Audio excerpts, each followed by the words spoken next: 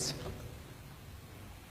One thing that keeps me puzzled, despite having studied finance and economics at the world's best universities, the following question remains unanswered. Why is it that 5,000 units of our currency is worth 1 unit of your currency, where we are the ones with the actual gold reserves? It's quite evident that the aid is in fact not coming from the West to Africa, but from Africa to the Western world. The Western world depends on Africa in every possible way, since alternative resources are scarce out here. So how does the West ensure that the free aid keeps coming?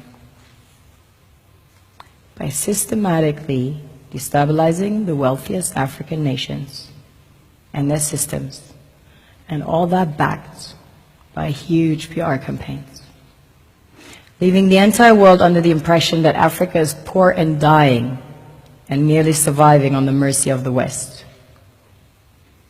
Well done, Oxfam, UNICEF, Red Cross, Life Aid, and all the other organizations that continuously run multi-million-dollar advertisement campaigns depicting charity porn to sustain that image of Africa globally. Ad campaigns paid for by innocent people under the impression to help with their donations. While one hand gives under the flashing lights of cameras, the other takes in the shadows. We all know the dollar is worthless, while the euro is merely charged with German intellect and technology, and maybe some Italian pasta. How can one expect donations from nations that have so little? It's super sweet of you to come with your colored paper in exchange for our gold and diamonds. But instead, you should come empty-handed, filled with integrity and honor.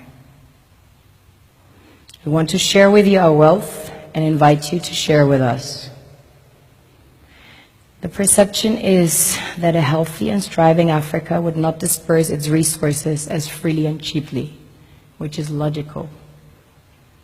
Of course, it would instead sell its resources at world market prices, which in turn would destabilize and weaken Western economies, established on the post-colonial free meal system.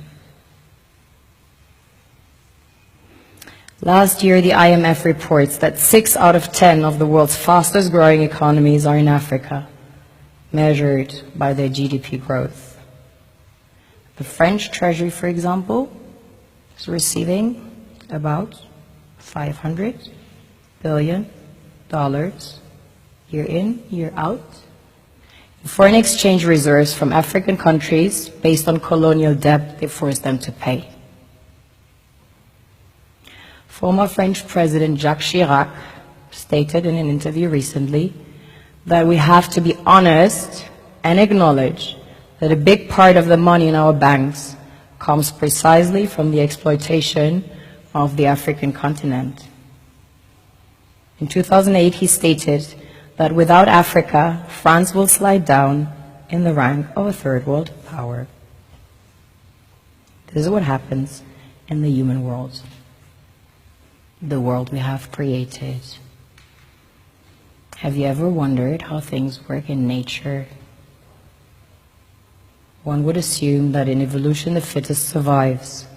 However, in nature, any species that is overhunting, overexploiting the resources they depend on as nourishment, natural selection would sooner or later take the predator out, because it offsets the balance.